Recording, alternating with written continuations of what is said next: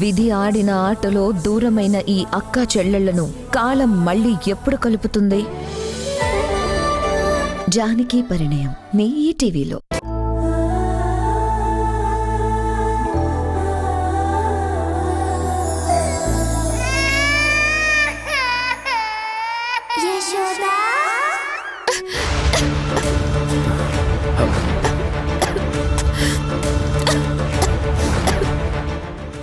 Water water ఎవరి దగ్గర water? Sir ఇదిగోండి సార్. Thank you.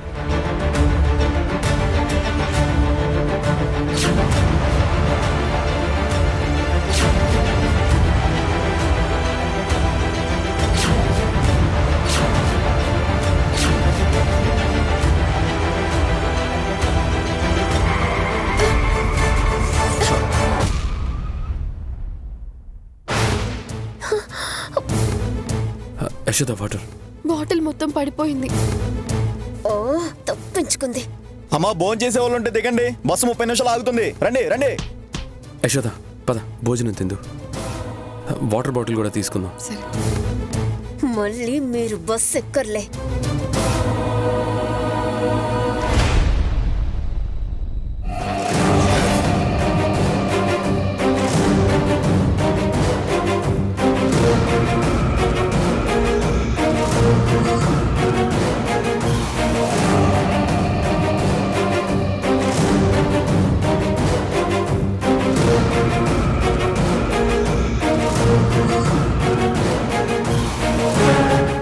నమస్తే సార్, ఏం కావాలో చెప్పండి సార్. మాకు ఒక సపరేట్ టేబుల్ అరేంజ్ చేయండి. అలాగే సార్. ఇది ఉంచండి, ఒక పెద్ద క్యాండిల్ కూడా. ఓకే సార్, మీరు కూర్చోండి.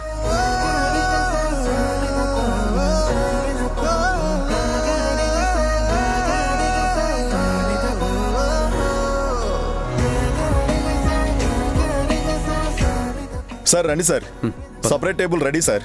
రండి సార్.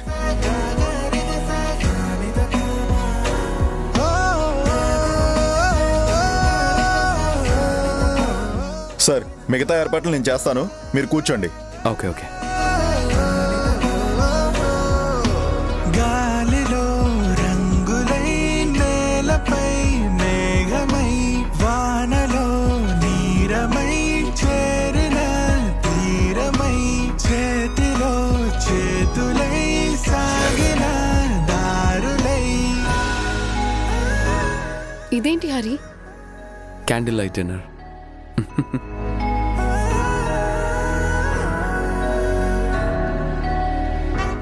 సార్ ఆర్డర్ ఏం కావాలి సార్?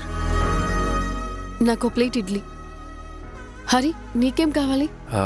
నాకు ఫుడ్ ఏమవుతుంది, ఆరెంజ్ జ్యూస్ చాలు. Okay sir. అదేంటి Hari only juice?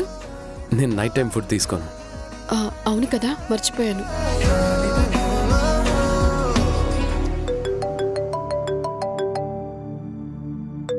Yashoda 1 minute, professor గారు కాల్ చేస్తున్నారు.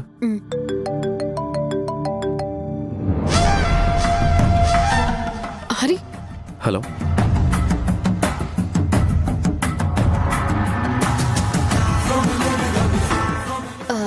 బాబు ఒక్క నిమిషం.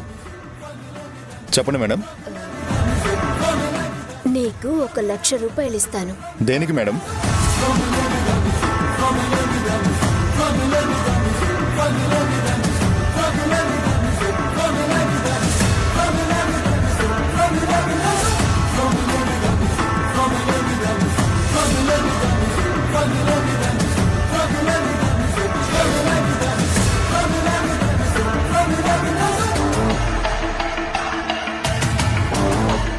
ఇక నువ్వు వెళ్ళు, తీసుకురా. అలాగే మేడం.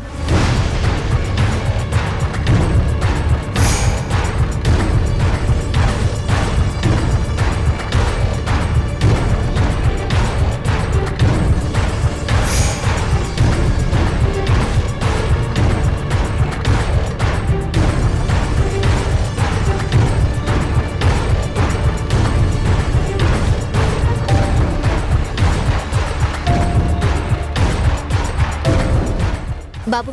మేడం.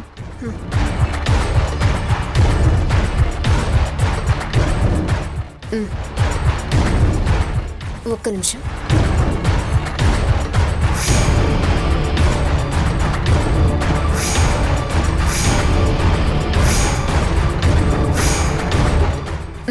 తీసుకెళ్ళి ఇచ్చేసాయి. అలాగే మేడం.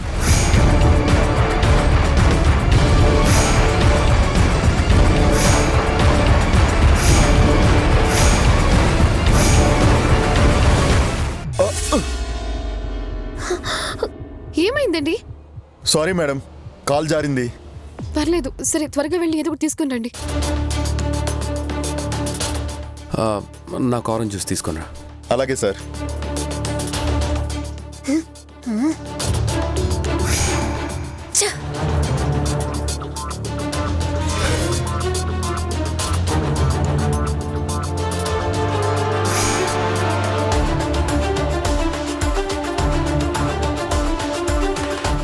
నీ క్యాండిల్ లైట్ డిన్నర్ కి థ్యాంక్స్ హరి. నువ్వు చాలా మాయ చేసావు.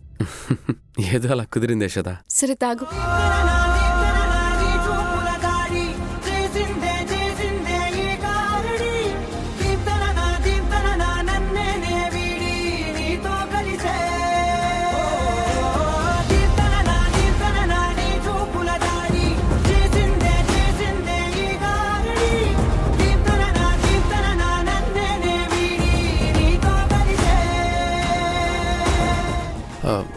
యశోద, నేను వాష్రూమ్కి వెళ్ళొస్తాను.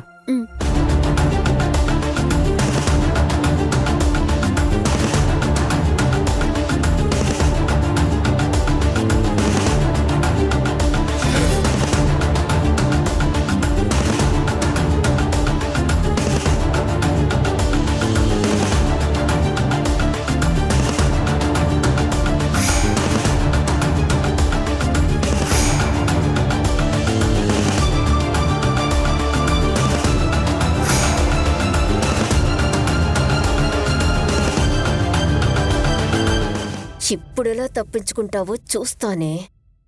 అయిపోయా.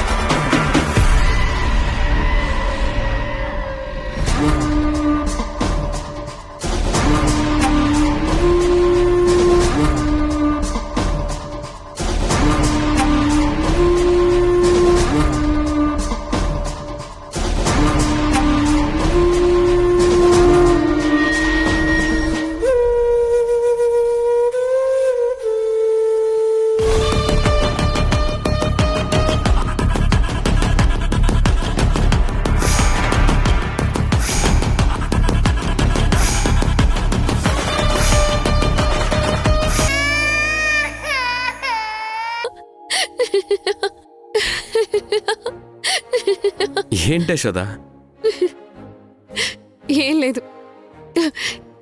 అవును, ఎండమావిలో నవ వెళ్తుందా హరి? పోనీ ఇది చెప్పు, చుక్కలు కూడా వెక్కిరిస్తాయా? దేవకన్యని ఎప్పుడైనా చూసావా? ఇవన్నీ నాకు బాగా దగ్గరైన పదాల్లో అనిపిస్తున్నాయే. ప్రేమంటే రాధాకృష్ణలదే కదా.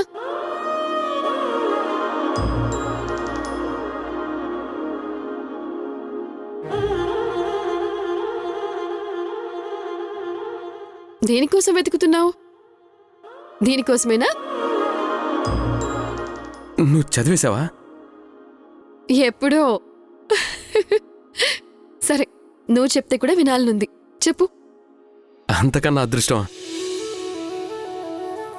కానీ నేను చెప్పాలంటే మన చుట్టూ ఎవ్వరూ ఉండకూడదు. మనం కొత్త ప్రపంచంలో ఉన్నట్టు ఉండాలి. అవునా? అది కూడా అనుకో, అయిపోతుంది. నీ ప్రపంచంలోకి నన్ను కూడా తీసుకుని వెళ్ళు.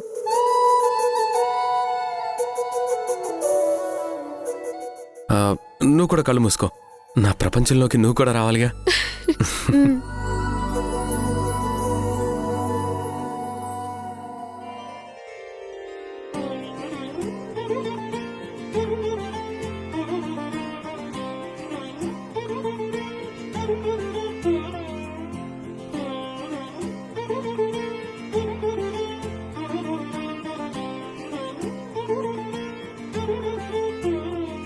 వ్యసనమే మధుర క్షణమే నీవు నేను ఇక మనమే మనసున మోగే మంగళనాద స్వరమే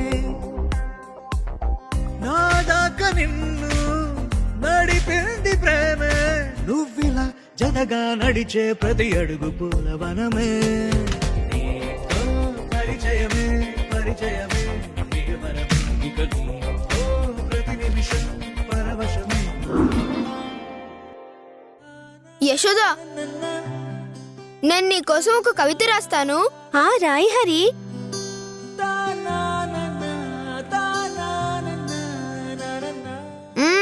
యశోద చూడొద్దు.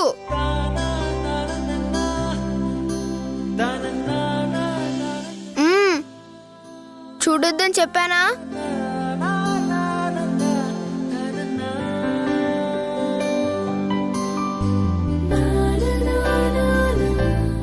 యశోద రాసేసాను, అయిపోయింది. చెప్పు హరి. ఉప్పులు కుప్ప వయ్యారి బామ్మ నా మరదలు పిల్ల మాట్లాడుతుంది చిలకమ్మల, పాట పాడుతుంది కోయలమ్మల, గొడవ పడుతుంది కాకమ్మల, అల్లరి చేస్తూ గెంతుతుంది జింక పిల్లల. మొత్తానికి నా మరదలు కోతిపిల్ల. నన్నే కోతిపిల్ల అంటావా? హరి ఆగు, నన్నే కోతంటావా? ఆగు హరి ఆగు. చెప్పు హరి. నిశీదిలో ఉషోదయంలా నువ్వొస్తావని, వెన్నెలై మండిన వేదనతో నే కలువ పువ్వులా కలతపడుతుండగా, వీడిన మబ్బుల నడుము నుండి వేగుచుక్క నన్ను వెక్కిరించగా, ఎండమావిలో నావల నిట్టూర్పునే తెరచాపలా చేసుకుని నేల ఉన్నంత వరకు, నెలవంక ఉన్నంత వరకు నీ మనసులో నా మీద ప్రేమ కోసం అక్షర లక్షలు జపించగా, మసకబారినప్పుడు కనిపించే మణికత వర్ణంలా, మనసుకు హాయినిచ్చే మయూరిలా, ప్రకృతే కీరవాణి రాగాన్ని ఆలపిస్తూ ఉండగా, మెరుపు తగిలి భూమికొచ్చిన దేవకన్యలా, వెన్నెల ఒడిలో ఉదయించే నిండు జాబిల్లిలాగా, ఉదయాన్నే స్తుతించే గాయత్రీదేవి స్తోత్రం నీ రూపమై వచ్చినట్టు నా మనసు వాకిలిని తెరిచావే అందాల మేఘమాల. నీ పాదం మోపిన చోట కాదా ప్రయాగ, నీ తనువును తాకంగా చిరుగాలికి రాదా మైమరుపు, అనురాగాన్ని కురిపించే నా రుక్మిణీదేవివి నువ్వే, ప్రేమగా అలకబూనే నా సత్యభామవి నువ్వే.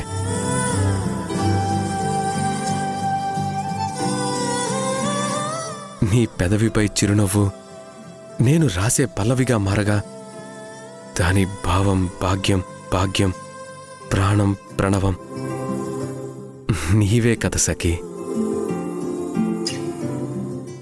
ఏ సేవతో నిన్ను మెప్పించాలి, రాతని ప్రేమతో మెప్పించిన శ్రీకృష్ణుని వలెనా?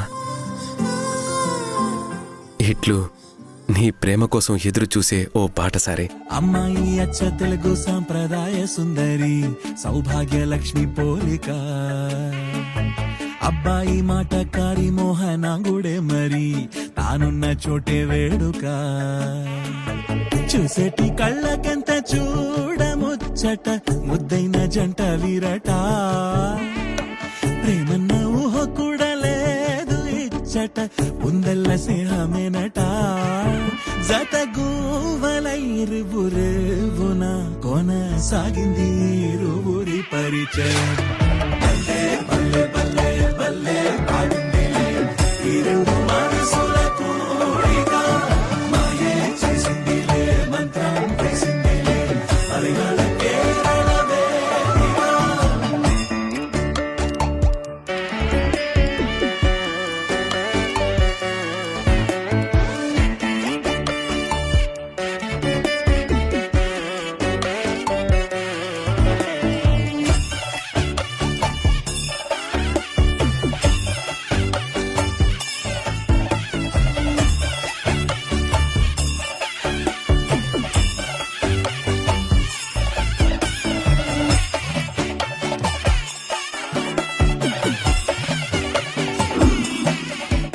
ఇంతకంటే గొప్పగా ఎలా చెప్పాలో నాకు తెలియదు యశోద. మరు జన్మపై ఆశ లేదు, గత జన్మ జ్ఞాపకం లేదు. ఈ జన్మకి నా జీవితం నీతోనే. నా కోరికని మన్నించి దేవతవ యశోద.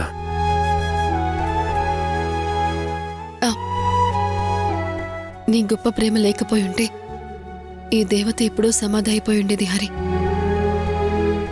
నా గతమేంటో నాకు తెలిసి నా పాప నాకు దక్కిన మరుక్షణం నీ ముందు నేను తల వంచుతాను. అప్పుడు తాళి కట్టి నిన్ను తలెత్తుకునేలా చేసి మా ఇంట్లో అయినా అట్టా ఎట్టా చేసుకుంటారయ్యా? ఎవరికో బిడ్డ పుడితే చేసుకోవడానికి హరిబిడ్డలకి మాత్రం సిగ్గుండద్దు. ఈ రోజుల్లో పట్నంలో చదువుకున్న వాళ్ళ ఇళ్లల్లో ఇవన్నీ జరుగుతున్నాయిలే. మరి పెళ్లి చేసుకుంటే తాళేది?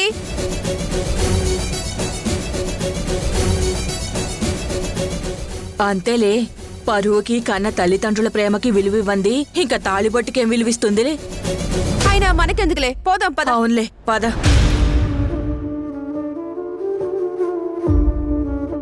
యశోద, వాళ్ళ మాటలేం పట్టించుకోవద్దు, పద వెళ్దాం.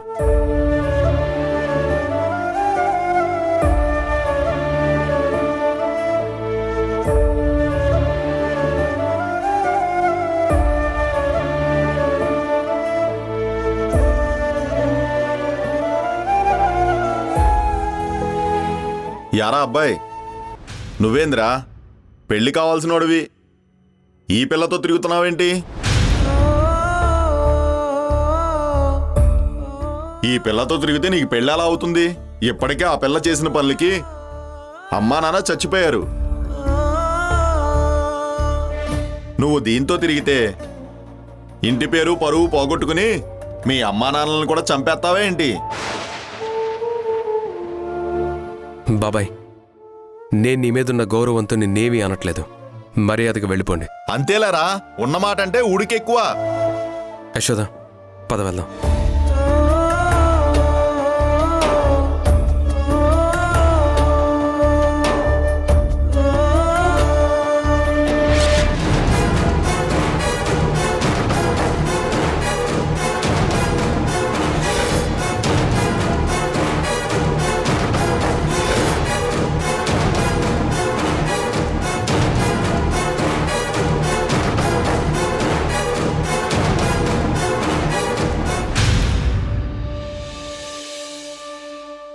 ఎరా హరివిటలు, పంతం బట్టి ఈ పిల్లతోటే బల్లె తిరుగుతున్నావే.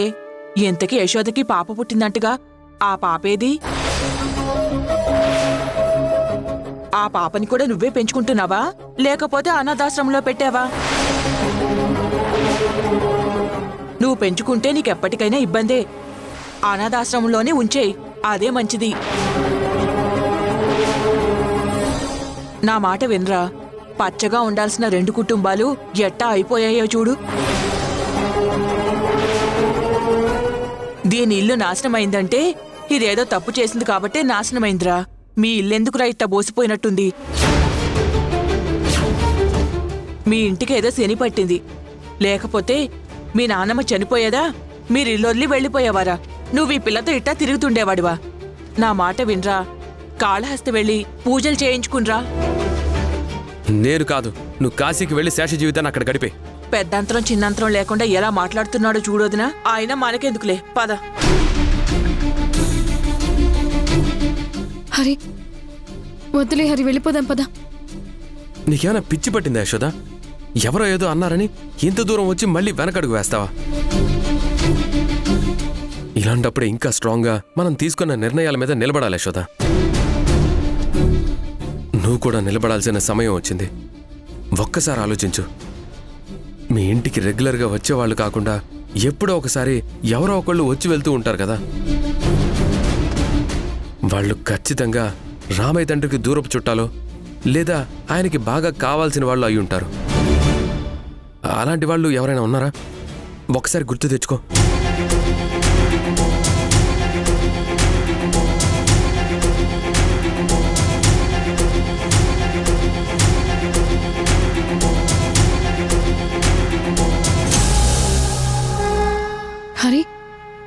ఇంటికి రోజు ఎంతో మంది వస్తూ ఉంటారు, పోతూ ఉంటారు. కానీ ఒక్క ముసలాయన మాత్రం నెలకోసారో 2 నెలలకోసారో వస్తూ ఉంటాడు. ఆ ముసలాయన వచ్చినప్పుడల్లా రామయ్య తండ్రి ఆయనకి ఎంతో కొంత డబ్బులిచ్చి పంపిస్తూ ఉంటాడు. నేను 1-2 సార్లు ఎందుకు నాన్న ఆయనకి డబ్బులిస్తున్నావని కూడా అడిగాను. ఎవరూ లేని అనాథమ్మ, అందుకే ఆయన్ని ఆదుకుంటున్నాను అనేవాడు. అయితే ఖచ్చితంగా ఆయనకి రామయ్య తండ్రి గురించి, జానకమ్మల గురించి నిజాలు తెలిసే అవకాశం ఉంటుంది. ఒకసారి అతనికి ఎక్కడున్నాడో వెళ్దాం పద.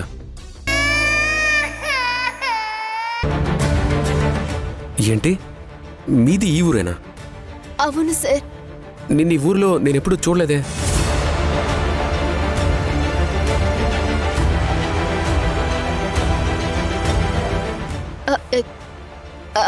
ఈ మధ్య 2 నెలల క్రితం బ్రతుకు తెరువు కోసం ఈ ఊరొచ్చామండి.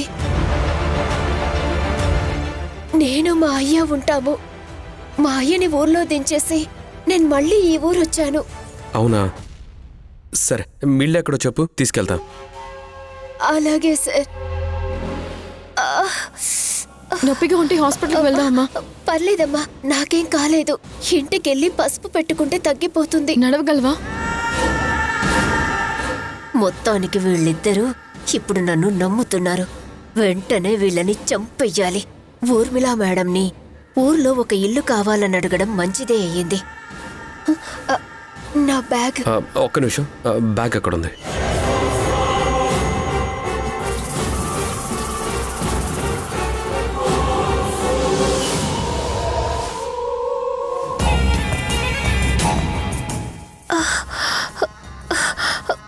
రండి సార్.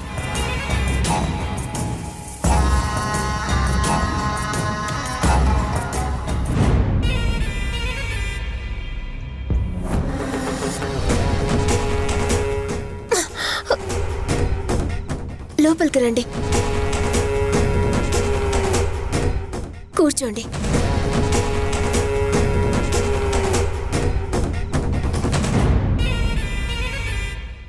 సార్, నేను మా అక్క వాళ్ళ ఇంటికెళ్ళి పాలు తీసుకొస్తాను. కాఫీ తాగుదురు గాని.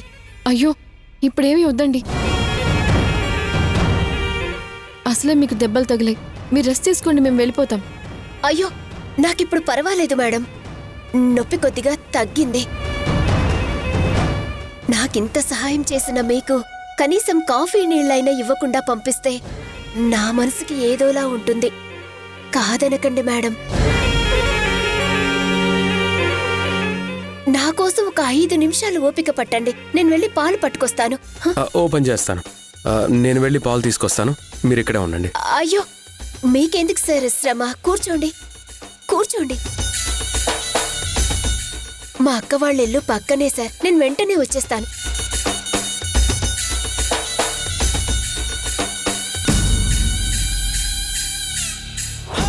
తలుపులు ఎందుకు వేస్తున్నారండి? ఈ మధ్యన ఊర్లో కోతులు ఎక్కువయ్యాయమ్మా. తలుపులేసుకుంటే మీకే మంచిది. వెంటనే వచ్చేస్తానమ్మా.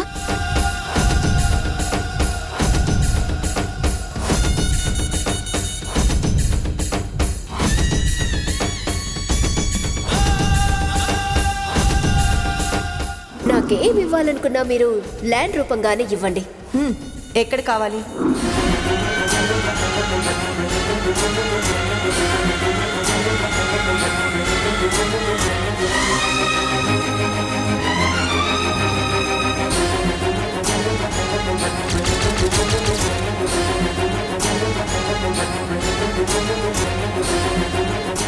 ఆ పెద్దాయన చెప్పినట్టు మనం గణపతి నగరం వెళ్తే మనకు అన్ని వివరాలు తెలుస్తాయి హరి.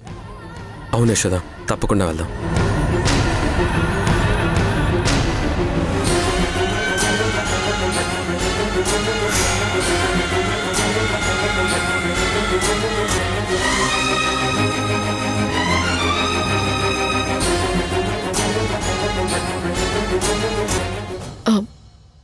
హరి, ఒక పని చేద్దాం.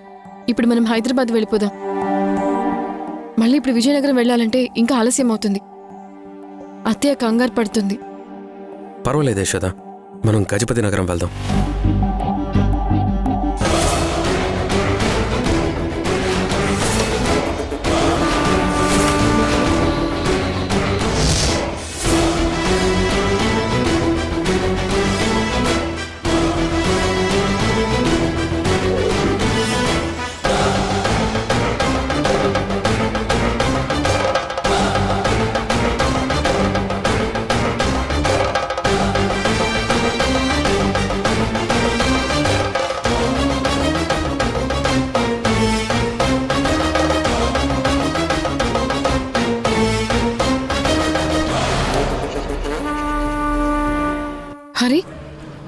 నీకేమైనా కిరోసిన్ వాసన వస్తుందా?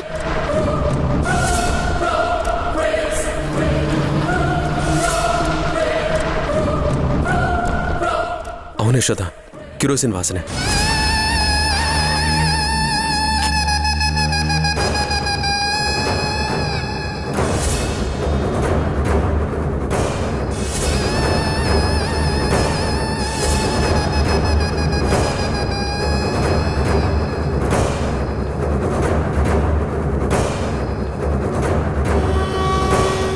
హరి, చాలా స్మెల్ వస్తుంది.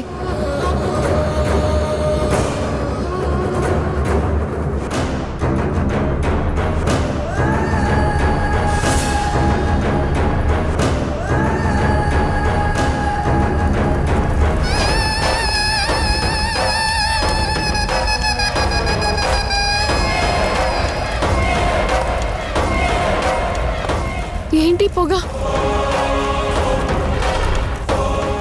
యశోద, మనం ప్రమాదంలో ఉన్నాం. ఏంటి హరి నువ్వు అనేది? అవును యశోద, మనల్ని చంపడానికి ఎవరో చూస్తున్నారు. మనం త్వరగా ఇక్కడి నుంచి వెళ్ళిపోవాలి. ఈ దెబ్బతో భోగాపురం దగ్గర 2 ఎకరాలు కన్ఫర్మ్. మేడంకి ఫోన్ చేయాలి.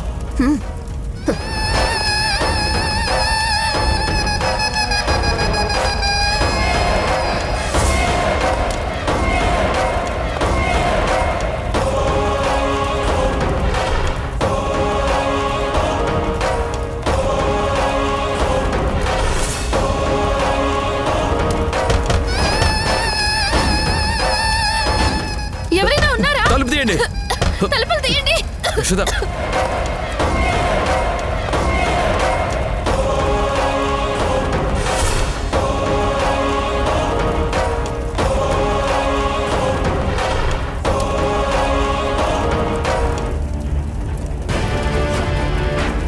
ఎవరైనా ఉన్నారా?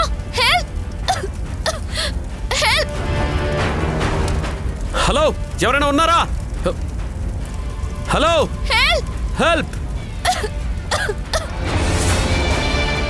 Hello, help! సైంధవి, ఎక్కడున్నావు? డోర్ ఎందుకు లాక్ చేశావు? హెల్ప్! హెల్ప్! హరి, ఎవరు లేరు హరి. యశోద, యశోద, నువ్వేం కంగారు పడక యశోద, నేనున్నాను కదా.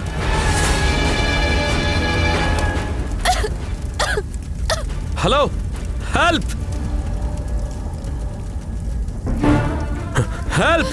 ఎవరైనా ఉన్నారా? హెల్ప్! ఎవరైనా ఉన్నారా? హెల్ప్! హెల్ప్! ఎవరైనా ఉన్నారా?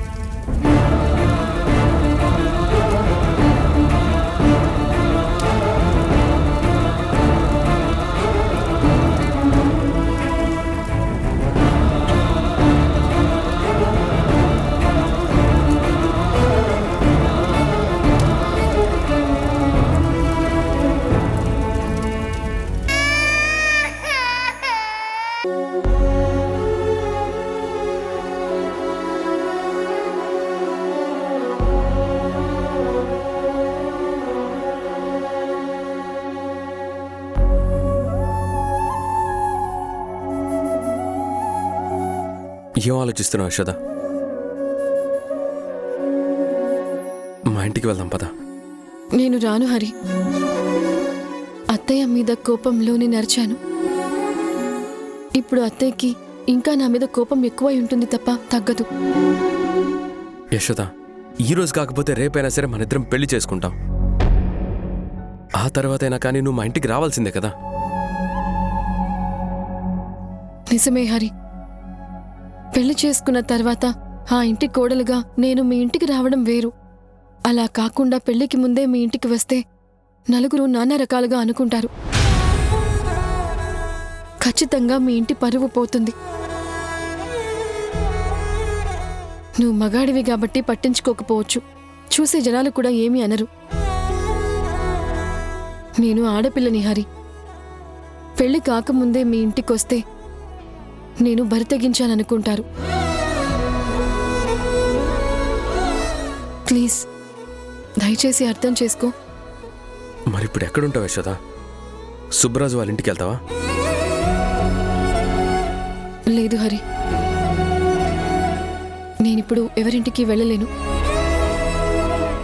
అసలే ఆ ఊర్మిళకి నా మీద చాలా చాలా కోపంగా ఉంది. పైగా ఊర్మిళకి వాళ్ళ ఇల్లు తెలుసు. ఇప్పుడు సైంధవి చేతిలో మనం తప్పించుకున్నాం కాబట్టి సైంధవి ఖచ్చితంగా ఫోన్ చేసి ఊర్మిళకి చెప్పే ఉంటుంది. ఊర్మిళ ఇప్పుడు దెబ్బతిన్న పాములాగా బుసలు కొడుతూ ఉంటుంది. అందుకే నేను ఎక్కడికి వెళ్ళలేను. మరిప్పుడు ఎక్కడికి వెళ్తావు యశోద?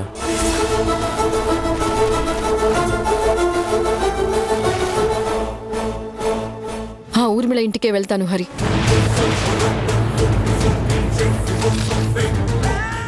ఏం మాట్లాడుతున్నావు? ఊర్మిళ ఇంటికి వెళ్ళడం ఏంటి?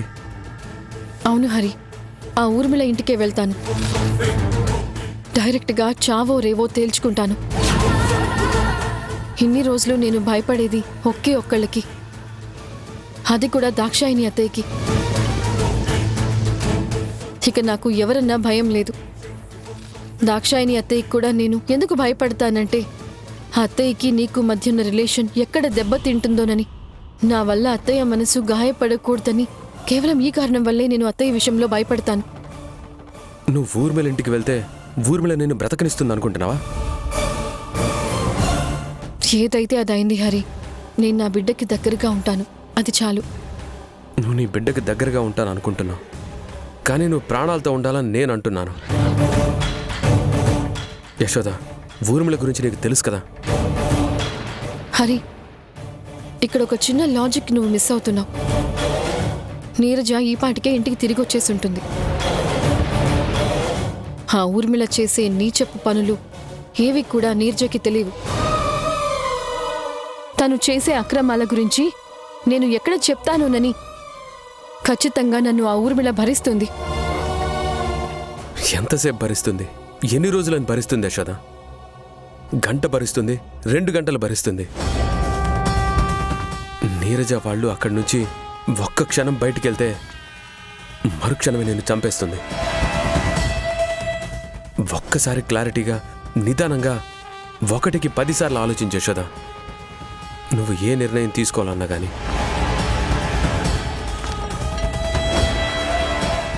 ఎస్, నాకు ఒక ఐడియా వచ్చింది హరి.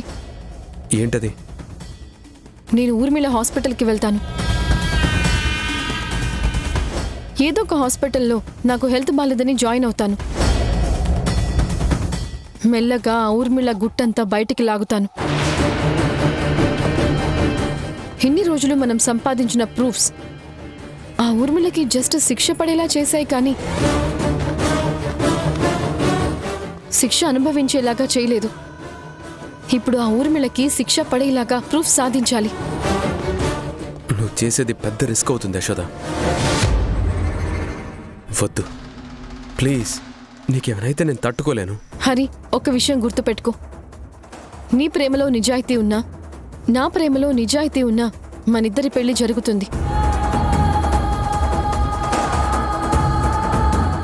లేకపోతే నా డెత్ యానివర్సరీ మాత్రమే జరుగుతుంది.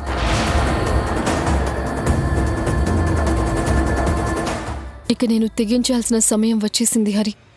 లాభం లేదు. మనం ఎక్కడికి వెళ్తే అక్కడికి నీడలా వెంటాడుతుంది ఆ ఊర్మిళ. చూసావు కదా, ఒక్క క్షణంలో మనం అప్రమత్తం అవ్వకపోయి ఉంటే చనిపోయి ఉండేవాళ్ళం. మనం ఆ ఊర్మిళకి ఎంత దూరంగా వెళ్ళినా మనల్నైతే బ్రతకనివ్వదు. అందుకే చావుకి ఎదురెళ్లాలని డిసైడ్ అయ్యాను.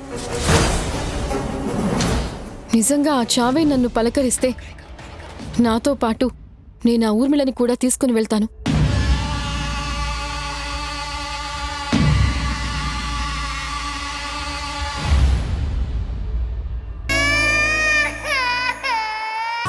ఆ రాక్షసి నీకు చెల్లెప్పుడైందమ్మా? నీకు చెల్లవడం ఏంటమ్మా? తనంత దుర్మార్గురాలు, నీచురాలు ఈ భూప్రపంచంలో ఎవ్వరూ లేరు. దాని గురించి తెలుసుకోకుండా దాంతో ప్రేమగా మెదులుతూ దానికి మా గురించి చెప్పావు. కానీ అది మాతో ఏం చేసిందో తెలుసా? నన్ను యశోదని కలిపి చంపాలనుకుంది.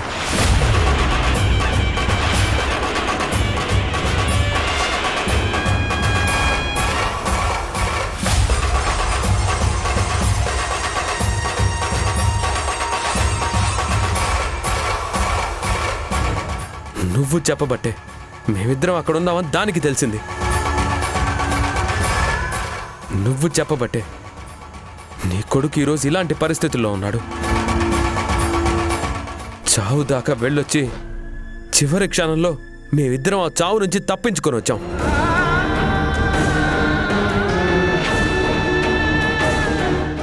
నువ్వెప్పుడు అంటుంటావు కదా, నా కొడుకు జీవితం బాగుండాలి, నా కొడుకు జీవితమే బాగుండాలని. ఈరోజు చివరికి నీకు ఆ కొడుకే లేకుండా పోయేవాడు. నీకు నా మీద ఉన్న ప్రేమ కంటే ఆ యశోదని ఇంటి కోడలుగా చేసుకోకూడదనే పంతమే ఎక్కువైపోయిందమ్మా. నీకు నేనంటే ప్రాణమేనమ్మా. అది పిచ్చిగా ఎప్పుడు మారకూడదు.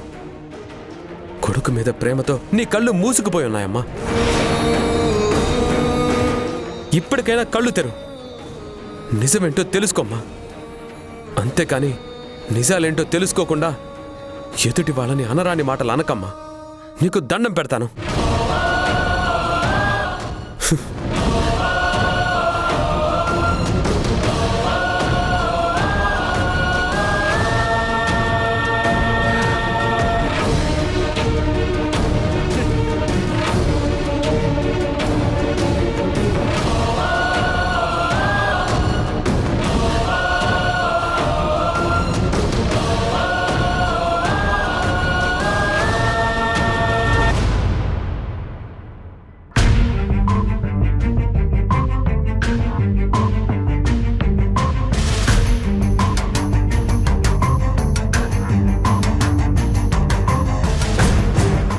ఊర్మిళని కోర్టుకి పట్టించినా ఏ ఉపయోగం లేకుండా పోయింది. ఇలా జరిగిందని ప్రూఫ్స్ కోర్టుకిస్తే ఊర్మిళ అవన్నీ ఫేక్ అని తప్పించుకునే అవకాశం ఉంది. ఒకవేళ శిక్ష పడ్డా ఇప్పుడు బయటకొచ్చినట్టే మళ్ళీ మళ్ళీ వచ్చేస్తుంది. అలా కాకుండా ఉండాలంటే పక్కా ఎవిడెన్సెస్తో, లైవ్ వీడియోస్తో ఊర్మిళని పట్టుకోవాలి. రావణుడి 10 తలల్లో ఒక్క తల పోతూ ఉంటే మరో తల తిరిగి వచ్చినట్టు ఈ ఊర్మిళ ఇలాంటి ఎన్నో హాస్పిటల్స్ని పుట్టిస్తూనే ఉంటుంది. కొడితే కుంభస్థలాన్ని కొట్టాలి అన్నట్టు ఈసారి ఊర్మిళ విషయంలో నేను అదే చేస్తాను.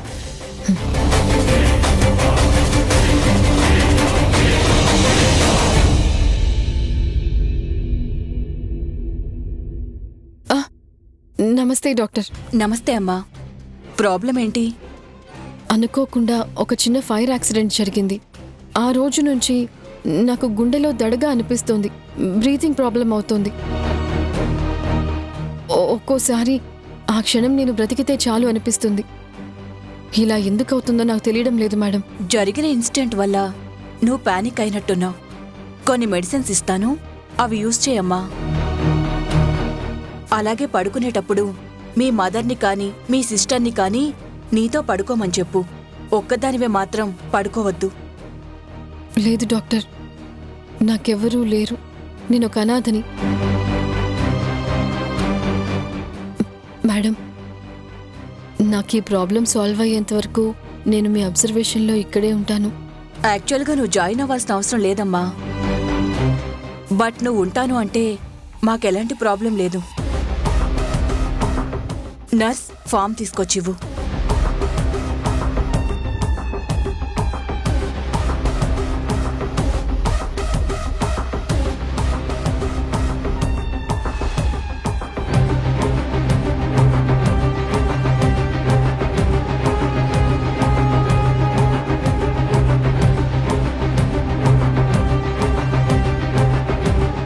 ఇదిగోండి మేడం.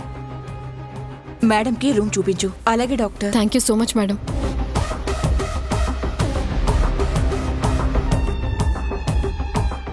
ఆపరేషన్ యశోద ఈ క్షణం నుంచే స్టార్ట్ అవుతుంది. మేడం, షేరింగ్ రూమ్లో ఉంటారా, సింగిల్ రూమ్లో ఉంటారా? నాకు షేరింగ్ రూమ్ అంటే కొంచెం అన్కంఫర్టబుల్గా ఉంటుంది. నేను సింగిల్గానే ఉంటానండి. మేడం, షేరింగ్ అయితే 2000, సింగిల్గా అయితే 4000.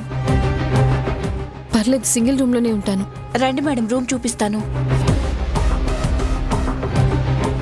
నేను అనుకున్న దానికంటే ఊర్మిళ చాలా పెద్ద మాఫియానే రన్ చేస్తోంది ఇక్కడ. నాకు అర్థమవుతోంది. ఏంటి మేడం ఆలోచిస్తున్నారు? ఆ, ఏం లేదు. ఇది ఓన్లీ లేడీస్కి సంబంధించిన హాస్పిటల్ మాత్రమేనా? అవును మేడం, రండి.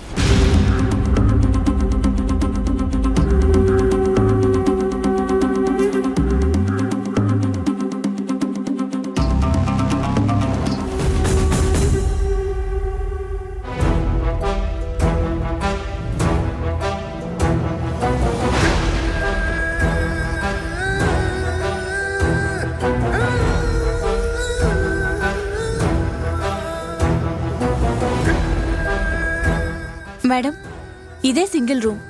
Cost 4000 rupees. అటాచ్డ్ బాత్రూమ్ ఉంది. అన్ని ఫెసిలిటీస్ ఉన్నాయి. Thank you. ఇంకా ఏమైనా కావాలంటే నన్ను పిలవండి మేడం. సరే.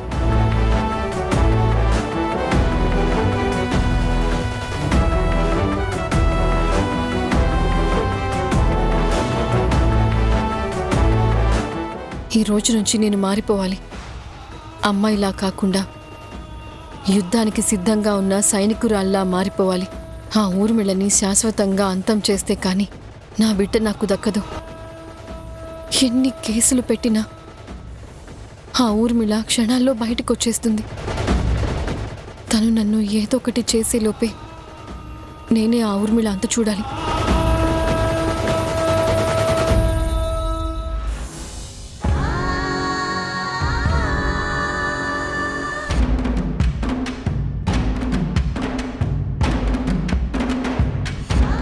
నీ మీద ఊర్మిళ మేడంకి ఎలాంటి అనుమానం రాలేదు కదా దేవకి?